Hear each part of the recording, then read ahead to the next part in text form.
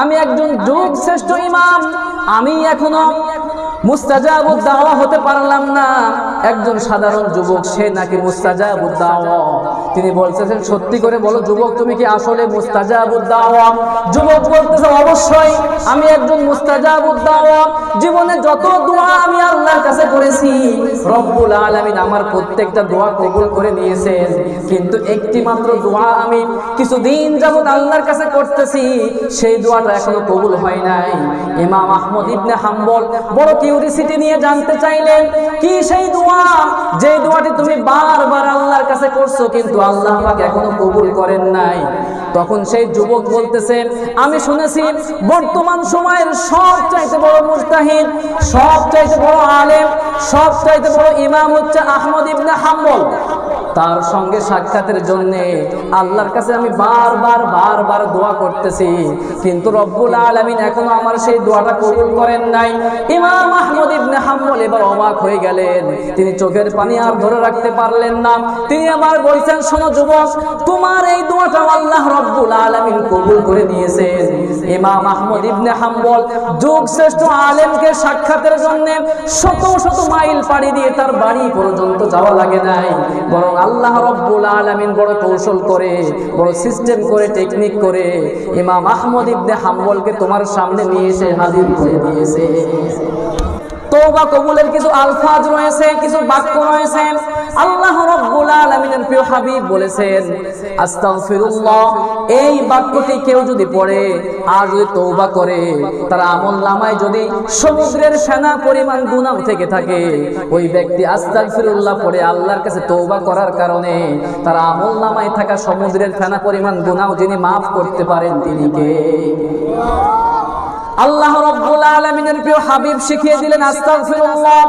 এই বাক্যটি ছোট হলেও পাওয়ার কম নাকি অনেক বেশি? আল্লাহ রাব্বুল আলামিনের প্রিয় হাবিব আমাদেরকে শিখিয়ে দিয়েছেন। আমার ভাইয়েরা, ইমাম আহমদ ইবনে হাম্বল রাহিমাহুল্লাহর জীবনী আপনি পড়লে আপনি দেখতে পাবেন, একদিন তিনি সফরে বের হয়েছেন। সারাটা দিন তিনি রওনা করে, সারাটা দিন তিনি সফর করেছেন। বিকেল হয়ে গিয়েছে, এমন একটি এলাকায় তিনি চলে গিয়েছেন যে এলাকায় ইমাম আহমদ ইবনে হাম্বলকে কেউ চেনেন না, তিনিও কাউকে চেনেন না। একটা মসজিদের মধ্যে ঢুকলেন, মাগরিবের নামাজ এবং এশারের নামাজ আদায় করলেন। এরপরে তিনি বসে পড়লেন এবং অন্যান্য সকল মুসল্লিরা নামাজ পড়ে বের হয়ে চলে গেলেন।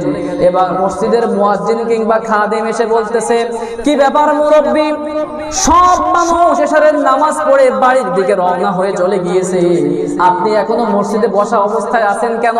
আপনি বের হয়ে যান, আমরা মসজিদ তালা মারবো। ইমাম আহমদ ইবনে হাম্বল রাহিমাহুল্লাহ তিনি বলছেন, দেখো আমি একজন মুসাফির মানুষ, অত্র এলাকার কোনো মানুষের সঙ্গে আমার কোনো পরিচিতি নাই, কোনো মানুষ আমাকে চিনে না, আমি অন্যান্য কোনো মানুষকে চিনি না, যাওয়ার কোনো জায়গা নাই। কনকনে শীতের রাত আমি কোথায় যাব? আমি নিয়ত করছি এই মসজিদের মধ্যে রাত্রি কাটিয়ে দিব, ফজরের নামাজের মুসল্লি হব, নামাজের পরে আমি রওনা করব। এই কথা বললেন, কিন্তু এরপরেও তাকে থাকতে দেওয়া হলো না। মসজিদ থেকে তিনি বের হয়ে আসলেন, সামনের দিকে যাওয়া শুরু করলেন। কিছু দূর যাওয়ার পরে তিনি লক্ষ্য করে দেখলেন একজন যুবক রুটি বিক্রি করছে, রুটি বানাচ্ছে। সেই যুবকের কাছে গিয়ে তিনি বললেন, যুবক, আমি একজন মুসাফির, কনকনে শীতের রাত, যাওয়ার মতো কোনো জায়গা নাই, আমি কোথায় যাব? সুতরাং তুমি যদি তোমার দোকানের পাশে আমাকে একটু বসার জায়গা করে দিতে, তাহলে রাতের বেলা তোমার সেই চুলার মধ্যে জ্বলতে থাকা আগুন থেকে আমি তাপ গ্রহণ করতাম, আমি আমার যেই ঠান্ডা আছে কিছুটা নিবারণ করতে পারতাম। এই কথা বলার পরে যুবকটাকে অনুমতি দিল, মুরব্বী সেখানে বসে পড়ল।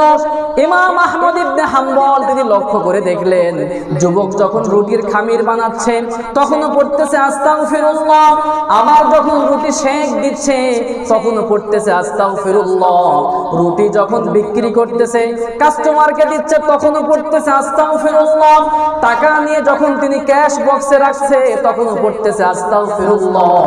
এক কথায় সব সময় তার জবান থেকে আস্তাগফিরুল্লাহ আস্তাগফিরুল্লাহ পড়তেই আছেন।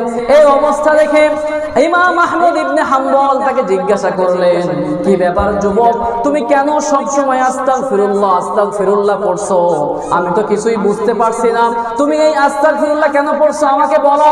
যুবক তখন বলছেন, মুরব্বী শুনেন, আমি একজন গরিব যুবক, আমি রুটি বিক্রি করে আমি আমার সংসার চালাই, এক্সট্রা যে নফল আমল করব এই সুযোগ আমার হয়ে ওঠে না, এই জন্য আমি সব সময় আস্তাগফিরুল্লাহ আস্তাগফিরুল্লাহর আমল করতে থাকি। ইমাম আহমদ ইবনে হাম্বল বলছেন, তুমি আস্তাগফিরুল্লাহর আমল করে তুমি এমন কি পেয়েছো বলো। তখন যুবক বলতেছে, আমি আস্তাগফিরুল্লাহর আমল করার কারণে রব্বুল আলামিন আমাকে মুস্তাজাবুদ দাওয়া বানিয়েছেন। আমার ভাইরা, মুস্তাজাবুদ দাওয়া ওই ব্যক্তিকে বলা হয় যেই ব্যক্তি আল্লাহর কাছে হাত উঠাইলে রব্বুল আলামিন ওই ব্যক্তির হাতকে খালি হাতে ফেরত দেন না। তার মানে হচ্ছে দোয়া করলেই কবুল করে নেন কে? এই কথা শুনে তিনি অবাক। তিনি বলছেন, তিনি মনে মনে ভাবতেছেন, আমি একজন যুগশ্রেষ্ঠ মুজতাহিদ, আমি একজন যুগশ্রেষ্ঠ ইমাম, আমি এখনো মুস্তাজাবুদ দাওয়া হতে পারলাম না। একজন সাধারণ যুবক, সে নাকি মুস্তাজাবুদ দাওয়া। তিনি বলতেছেন, সত্যি করে বলো যুবক, তুমি কি আসলে মুস্তাজাবুদ দাওয়া? যুবক বলতেছে, অবশ্যই আমি একজন মুস্তাজাবুদ দাওয়া। জীবনে যত দোয়া আমি আল্লাহর কাছে করেছি রব্বুল আলামিন আমার প্রত্যেকটা দোয়া কবুল করে নিয়েছেন, কিন্তু একটি মাত্র দোয়া আমি কিছুদিন যাবত আল্লাহর কাছে করতেছি, সেই দোয়াটা এখনো কবুল হয় নাই। ইমাম আহমদ ইবনে হাম্বল বড় কিউরিসিটি নিয়ে জানতে চাইলেন, কি সেই দোয়া যে দোয়াটি তুমি বারবার আল্লাহর কাছে করছো কিন্তু আল্লাহ পাক এখনো কবুল করেন নাই। তখন সেই যুবক বলতেছে, আমি শুনেছি বর্তমান সময়ের সবচাইতে বড় মুজতাহিদ, সবচাইতে বড় আলেম, সবচাইতে বড় ইমাম হচ্ছে আহমদ ইবনে হাম্বল। তার সঙ্গে সাক্ষাতের জন্য আল্লাহর কাছে আমি বারবার দোয়া করতেছি, কিন্তু রব্বুল আলামিন এখনো আমার সেই দোয়াটা কবুল করেন নাই। ইমাম আহমদ ইবনে হাম্বল এবার অবাক হয়ে গেলেন, তিনি চোখের পানি আর ধরে রাখতে পারলেন না। তিনি আবার বলছেন, শোনো যুবক, তোমার এই দোয়াটা আল্লাহ রব্বুল আলামিন কবুল করে নিয়েছেন। ইমাম আহমদ ইবনে হাম্বল যুগশ্রেষ্ঠ আলেমকে সাক্ষাতের জন্য শত শত মাইল পাড়ি দিয়ে তার বাড়ি পর্যন্ত যাওয়া লাগে নাই, বরং আল্লাহ রব্বুল আলামিন বড় কৌশল করে, বড় সিস্টেম করে, টেকনিক করে ইমাম আহমদ ইবনে হাম্বলকে তোমার সামনে নিয়ে এসে হাজির করে দিয়েছে। আস্তাগফিরুল্লাহ আমল, আস্তাগফিরুল্লাহ এই বাক্যটা ছোট হলেও পাওয়ার কম নাকি অনেক বেশি? এই আস্তাগফিরুল্লাহ আমলটা আমরা করতে পারবো তো ইনশাআল্লাহ। আমার নবীজি সাল্লাল্লাহু আলাইহি ওয়াসাল্লামের হাদিসের গ্যারান্টি, আপনার আমল নামায় যদি সমুদ্রের ফেনা পরিমাণ গুনাহ থেকে থাকে আর আস্তাগফিরুল্লাহর এই বাক্যটা পড়ে যদি আল্লাহর কাছে তওবা করতে পারেন, আপনার ওই সমুদ্রের ফেনা পরিমাণ গুনাহ যিনি মাফ করতে পারেন তিনি কে? আর একটু জোরে বলতে হবে, তিনি কে?